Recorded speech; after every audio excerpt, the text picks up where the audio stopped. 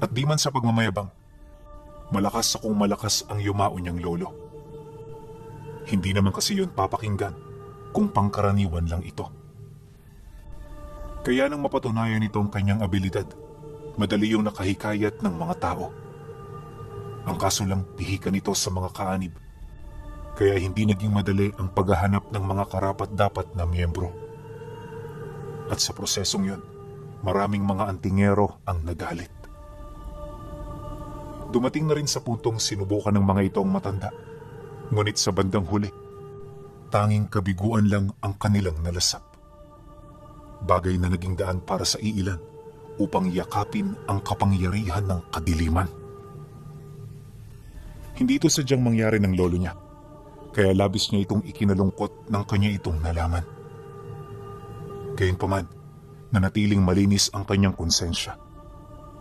Alam nito na wala siyang ginawa para maimpluwensyahan ang mga antingerong hindi pumasa sa kanyang mga pagsubok. At ang kanilang mga pagkabigo ang nagdulot para yakapin nila ang kapangyarihan ng dilim. Magmula noon, hindi lang ang pagpapalakas ng grupo ang naging sentro ng atensyon ng kanyang lolo, kundi ay sa kung papaano masusugpo ang mga antingerong naging mortal na nilang kaaway sa paglipas ng panahon. Akala nito malilipol niya yun bago ito pumanaw, pero hindi niya ito nagawa. At ang kabiguan ng matanda, ang kasalukuyang naging balakid sa mga pangarap ni Digno para sa samahan. At sa pagsapit ng taong ito, tila bang mas lalo pang lumalakas ang kanilang mga kalaban. Ayon sa kanya, na makaraan ng 1.5 dekada, nakahanap ng paraan ng mga antingerong yon para makipagsanib sa angka ng mga tiktik at sa isang pamilya ng mga manlalason na may dugo ng mangkukulam. Mag-iilang buwan din itong hindi nagparamdam sa kanila, pero pagbalik ng mga ito, agad nilang naramdaman ang seryoso nitong pinsala. Sa unang pag-atake ng mga nilalang, 2 sa kanilang mga kaanib ang malubhang na pinsala. Isa sa mga ito muntik nang mamatay dahil sa paggamit ng ipinagbabawal na ritual. Mabuti na lang nakaligtas ito, ngunit ang naging kapalit naman ay ang pagkawala ng kalahati sa natitira nitong buhay. Pagbalik nito sa kanilang lugar, agad na kumalat sa mga kaanib ang nangyari. Si Digno noon, pinuntahan na ang kinaroroonan ng mga ito para makausap yon ng pribado. Pagdating niya sa bahay ng dalawa, nadatnan niya ang mga ito na magkasama habang nakaratay sa magkatabing higaan. Yung isa tuluyan ang nabulag, habang ang isa naman iniinda ang malalalim na kalmot sa likod na halos umabot na hanggang sa gulugod. Napakataas na rin ang temperatura nito, subalit sa kabila nito pilit pa rin itong pinapanatili ang kanyang wisyo. Nang masipat naman ni Digno na hirap na ang kasama nila, binulungan niya ito na magpahinga na muna. Pinaalis na rin niya ang mga bantay, hanggang sa sila na lamang ng kanang kamay niya ang natira. Pagbalot ng katahimikan sa buong paligid, umupo siya sa tabi ng higaan para magtanong. Bong, ano ba talagang nangyari sa inyo? Sino-sino ang mga umatake? Nakilala niyo ba sila? Nang marinig naman niyo ng kinausap niya, napailing lang naman ito habang nanghihinang sumasagot sa kanya. Hindi ko sila kilala, Ginoong Digno. Pero sa pagkakatanda ko, parang katulad natin sila eh. Nakasuot sila ng mga agimat na may itim na parang nilason nila para magamit sa masama. Nalilisik ang kanilang mga mata at nagtataglay sila ng lakas na 100 ulit ang agot sa atin. Kahit gumamit kami ng mga pangkumbating anting-anting, hindi kami nagkaroon ng laban. Isa pa sa ikinakabahala ako ay yung posibilidad na nagtatangan din sila ng kapangyarihan ng mataas na uri ng aswang. Pagkasambit nito ng mga katagang yan, bigla itong sumuka ng dugo na may mga kasamang linta. Nang masipat naman niya ito, dahan-dahan niya itong hinawakan habang taimtim na nagdarasal. Pag-ihip niya ng buhay na salita, agad na sumalubong sa kanya ang marka ng itim na mahika. Nang masipat ito ni Digno, napagtanto niya na hindi lang basta-bastang aswang ang kalaban nila, bagkus isa rin itong dalubhasa sa larangan ng lihim na karunungan ng kaliwa.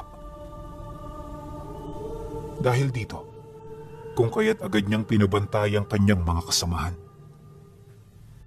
Hinigpitan nila ang hangganan ng kanilang lugar at itinigil na muna nila ang pagpapapasok ng mga pasyenteng nangangailangan ng gamot at tulong. At nang magawa ng kanyang mga kasamahan, pinahanda niya ang mga ito sa mga posibleng mangyari sa pagsapit ng gabi. Ilang oras pa ang lumipas. Lahat nakaantabay na. May mga naglilibot na rin sa baryo para masigurong walang makakalapit sa lugar nila.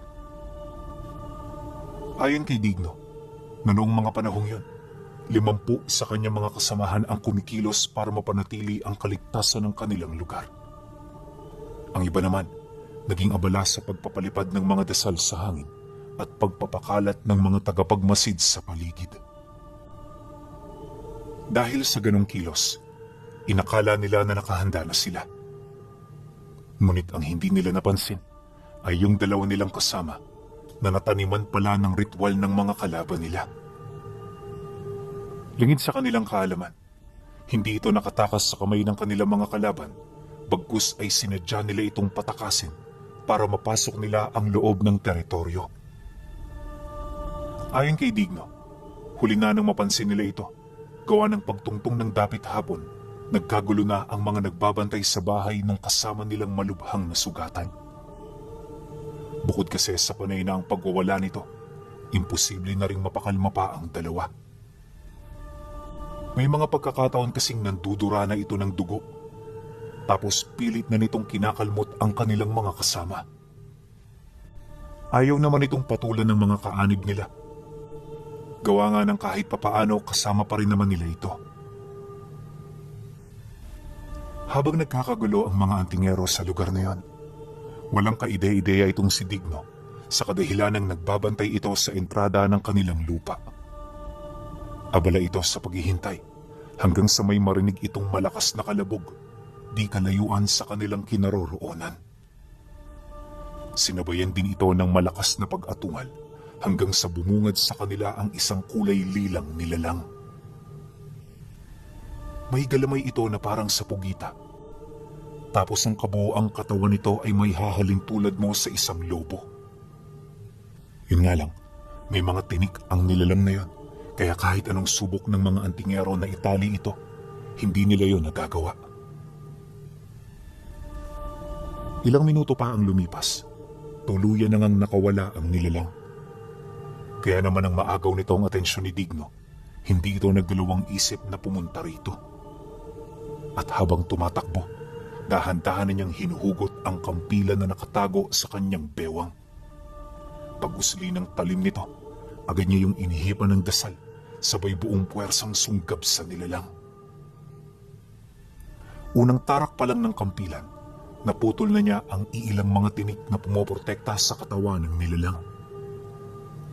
Nang maramdaman nito ang ginawa niya, dito na sila nagpang-abot hanggang sa maputulan niya na ito ng mga galamay.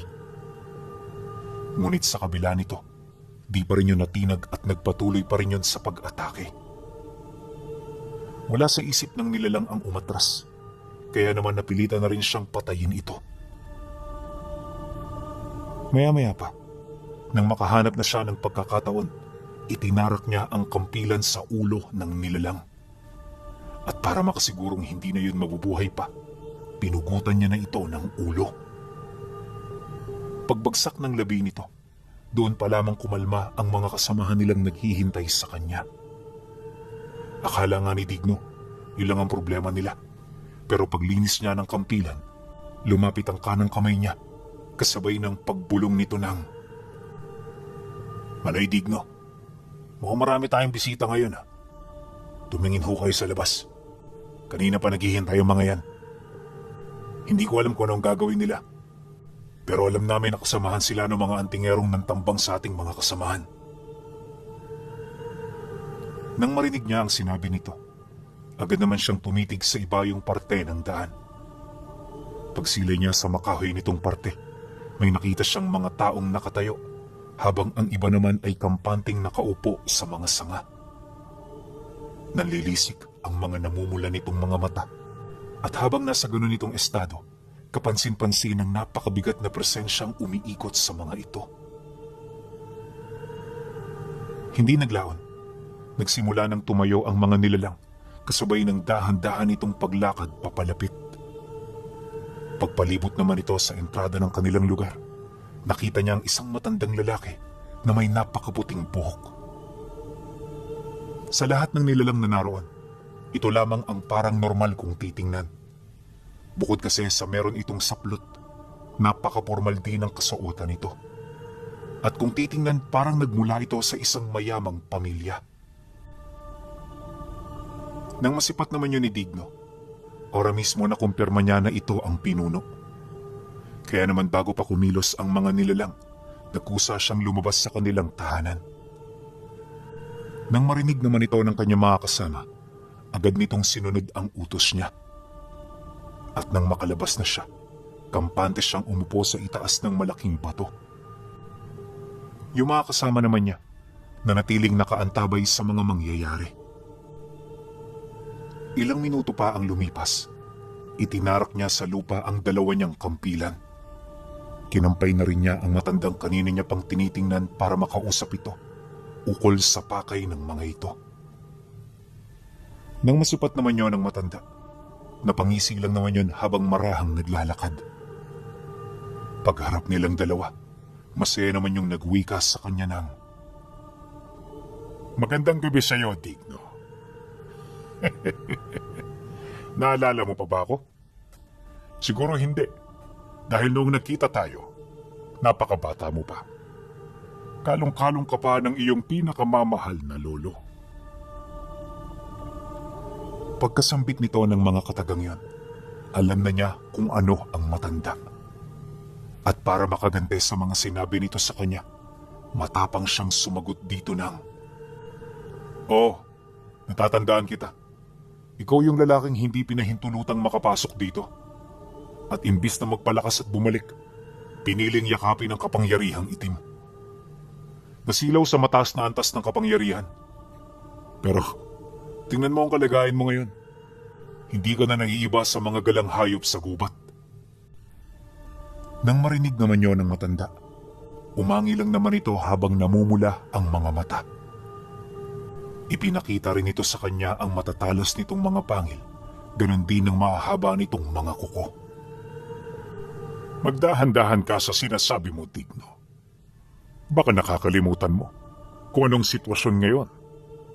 Napapaligiran na namin kayo at anumang oras pwede na namin kayong lipulin." Matapang na sagot nito sa kanya. Kaya naman nang marinig niya ang sinabi nito, hindi niya na yun binigyan pa ng pagkakataon. Bago makailag ang nilalang, hinugot na niya at naitaga ang kampilan. Tumama ito sa pinakagitna ng katawan nito at sa sobrang bilis ng kanyang pag-atake, hindi man lang ito naramdaman ng nilalang. Katunayan, nakapaglakad pa ng ilang metro ang matanda bago ito mahati sa dalawa. Ayon kay Digno, alam ng nilalang na yon ang nangyari, kaya hindi na ito lumaban. Ang pagtalikod nito ay nangangahulugan ng pagtanggap sa kanyang pagkatalo. Pagsilay naman ng mga nilalang sa nangyari, bigla naman yung tumitig sa kanya. Dahan-dahan na rin itong nagpalit ng anyo, habang si Digno naman nanatili lang na nakaupo. Di siya nagpakita ng anumang paghahanda upang ipaalam sa mga nilalang na malayo ang kanilang pagitan. Dahil dito, para yung mga nagwawalang hayop na sumunggab sa kanya. Nasa humigit 20 noon ang nagpumilit lumapit upang siya ay patayin. Ngunit ng ilang metro na lamang ang kanilang pagitan, lumabas ang kanyang mga kasama na may mga dalang kalasag at sibat. Ang mga ito ang kanyang naging depensa upang hindi makalapit ang mga nilalang. At habang nakikipaglaban ng mga ito, abala naman ang iba niyang mga kasama sa pagpigil sa iba pang puwersa na nakapaligid sa lugar nila. Nagtagal ng mahigit 1 oras ang pakikipagbuno ng mga ito bago tuluyang umatras ang mga kalaban. Paglaho ng mga ito, bumungad sa kanila ang naiwang pinsala ng gulo. May mangilan-ngilan sa kanila noon ang malubhang nasugatan pero walang namatay.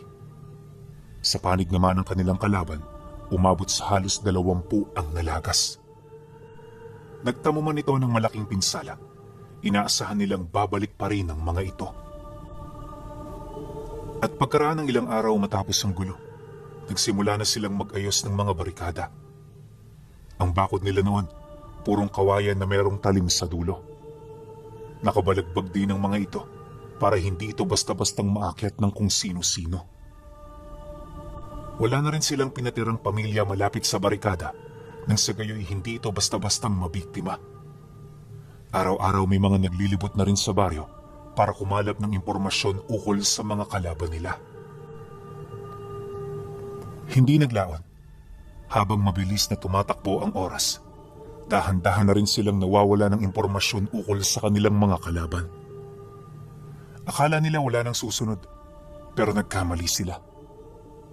Makalipas lang kasi ang 1 linggo matapos ang kanilang naging paghahanda, muli na namang nagparamdam ang mga ito. Ngunit sa pagkakataong yun, ibang lahi ng mga aswang ang dumayo. Kung dati nahahanay ang mga ito sa lahi ng tiktik, sa mga oras na yun, parte na ng lahi ng mga abwak ang dumayo. Kaya ito nalaman nila Digno ay dahil sa abilidad ng mga ito na gumawa ng uka sa ilalim ng lupa.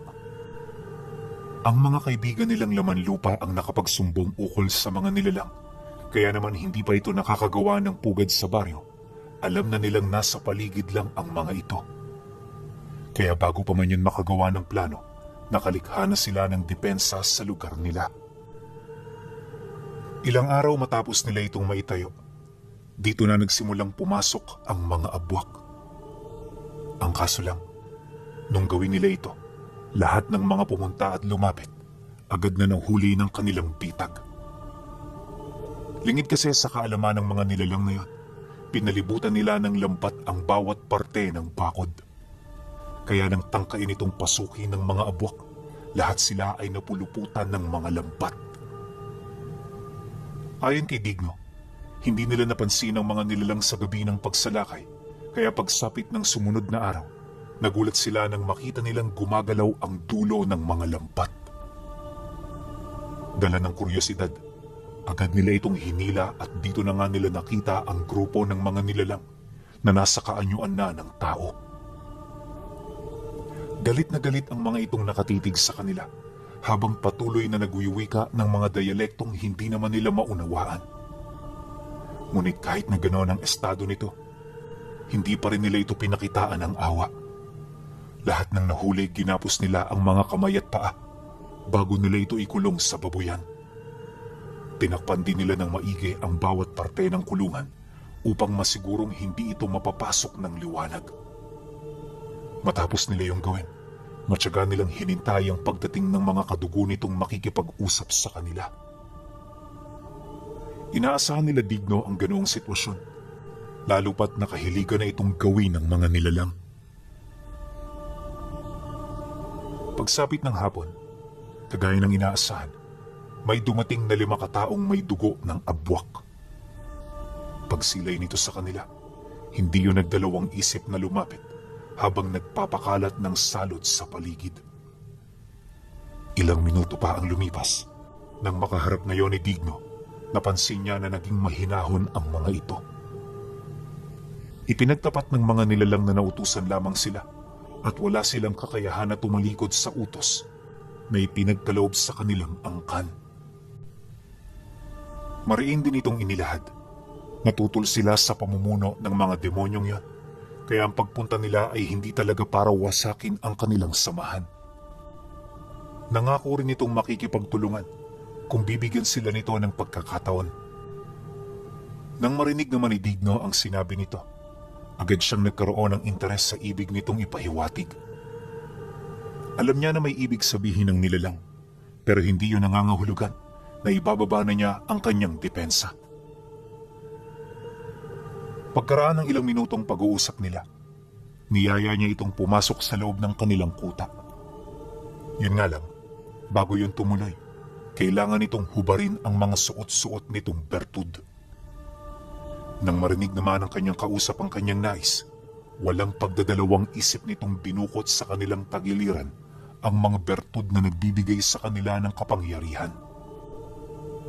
Ibinigay nila ito kay Digno bilang pagpapakita ng kanilang katapatan. Nang makuha naman niya ito, dahan-dahan na silang lumakad papasok. Hindi ko nauunawaan ang panig ninyo, pero mukhang hindi kayo mga kaaway ko. Magtitiwala ako, ngunit sa sandaling makatunog ako ng kakaiba sa inyo, di na kayo rito makakalabas pa. Kaya ang payo ko, bago kayo magsalita o kumilos, pag-isipan nyo ng mabuti. Nasa inyo na ang buhay namin, Digno. Hindi kami takot mamatay, pero takot kami maalipin ng hindi namin kauri. Yan ang rason kung bakit kami sumasangguni sa inyo, sapagkat alam namin na ang kalaban nyo ay kalaban din ng aming angkan. Sagot naman ng namumuno sa mga balbal. Pagkarinig niya sa sinabi nito, doon na siya nagtiwala.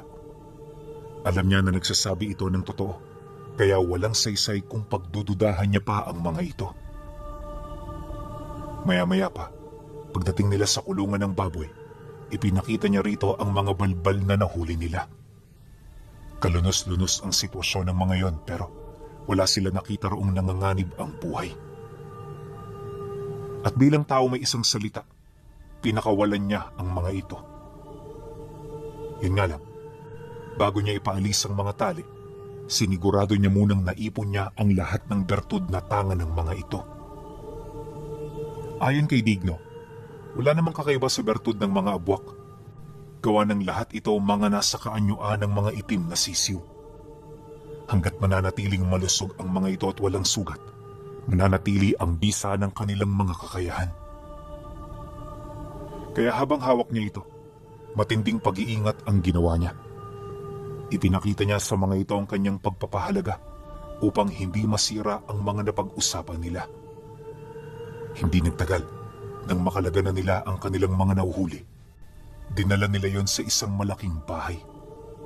Pagpasok nila sa loob, agad nilang pinagpahinga ang mga nadukot para naman kahit papaano makabawi yon ng lakas.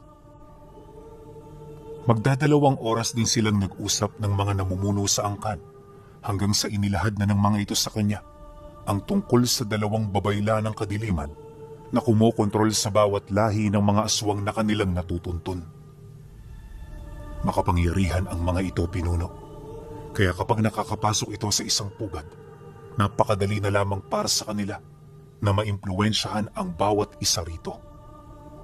At sino man ang mga has na lumaban sa kanila, ipinapakain nila ito sa mga alaga nilang nilalang na hinugot pa sa mundo ng mga engkanto. Mariing din itong inilahad na maraming lahi na ang naalipin ng dalawang babaylan. Kaya maaaring sa mga susunod na linggo, meron na namang panibagong lahing darating. Hindi namin alam kung ano ang pakay nila sa inyo. Pero nung nakausap ko ang isa sa mga babaylan, hinahangad niyang makuha ang iyong kampilan at ang mutya ng araw na nakuha niyo sa bundok Banahaw. Hindi ako naniniwala na umiiral ang ganoong mutya. Kaya naisip ko nagsasalita lang ng kalokohan ang dalawang babaylan. Wika ng namumuno sa mga abwak. Nang marinig naman ni Digno ang sinabi nito, biglang kumunot ang kanyang noo habang pabulong na nagwiwika sa kanyang sarili ng, tunay nga palang malalim ang nalalaman niya tungkol sa amin. Sino kaya ang dalawang yan? Bakit alam nila ang mutya ng araw na pagmamay-ari ko? Pagkarinig naman ng kanyang kausap ukol sa kanyang sinabi, bigla siyang napatahimik. Maya-maya pa, nang magpang-abot ang mga paningin nila, seryoso niyang pinatunayan ang sinasabi ng dalawang babaylan. Ayon kay Digno, totoo ang mutya ng araw. Pero hindi niya maisip, bakit alam nila ang tungkol dito? Ni minsan hindi niya pa yun ipinakita sa kung kani-kanino At ang tanging taong alam niya na nakakaalam ng tungkol dito ay ang yumao niyang lolo. Dagdag pa niya na, hindi niya pa ginagamit ang abilidad ng mutyang pagmamay-ari niya dahil sa nakakapaminsala ito. Mariin din niyang inilahad na hindi niya ito pinapakita kahit sa mga antingero dahil posibleng malusaw ang kanilang mga kaluluwa. Kaya kahit ilang dekada niya na itong pagmamay-ari, nananatili itong lihim para sa lahat. At kahit gustuhin niya itong ipakita sa mga nilalang, hindi ito pupwede dahil sa oras na makita nila ang sinag na inilalabas nito, matutupok ang kanilang mga katawan ng apoy na sumasabay sa hangin. Matapos niya yung mailahad, direkta na niyang itinanong kung saan ang lokasyon ng dalawang babayla ng kadiliman. Dagdag pa niya na mas mainam na puntahan na lamang nila ito para masigurong hindi na ito makakapaminsala pa sa kanilang panig at sa panig ng mga aswang na nananahimik. Pagkarinig naman ito sa kanyang sinabi, agad nitong itinuro ang isang tagong bundok, ilang milya ang layo sa kanilang lugar. Ayon dito, masukal ang lugar na yon at napapalibutan ito ng samot-saring pugad ng mga aswang at manlalason. Isinumpa din ng bawat lupa ng bundok, kaya kapag pumasok dito ang mga antingerong walang malakas na karga, manghihina sila at mawawala ng depensa. Babala pa nito na, kung pagbabalakan nila itong salakayin, hindi malabong marami sa kanila ang malagas. Nang marinig naman ni Digno ang sinabi nito, napangiti lang naman siya habang sumasagot dito ng, hindi ko kailangan ng maraming kasama para pumasok sa sinasabi mong isinumpang bundok. Ang tanging kailangan ko lang ay ang aking kanang kamay. Nakatiwala ko na sa mahabang panahon. Pagkasambit niya ng mga katagang yan, agad niyang pinutol ang kanilang usapan. At imbis na magtagal pa ang mga ito sa kanilang lugar, minabuti na niya na yon ay pakawalan. Matapos ang pangyayaring yan, tinipon niya ang kanyang mga kaanib para kausapin ukol sa nabuo niyang plano. Nang marinig naman ng mga ito ang kanyang pagtawag, agad naman yung lumapit hanggang sa nalaman na ng mga ito ang kanyang nais mangyari. Pagkatapos naman niyang magsalita, dali-dali niyang pinatipon ang mga gamit na kanilang dadalhin. At bago pa man sumapit ang dapit hapon, kasalukuyan na silang naglalakad ng kanyang kanang kamay. Paglabas nila ng baryo, gumawa sila ng ritual sa harapan ng isang matandang puno para makapaglikha ng lagusan. Ito ang ginamit nila nang sa gayoy mas mapadali ang kanilang pag-usad. At bago sumapit ang hating gabi, nasa harapan na sila ng bundok na tinutukoy ng abwak. Kagaya na napag-usapan nila, tunay ngang napakabigat ng simoy ng hangin na nagmumula sa lugar na yon.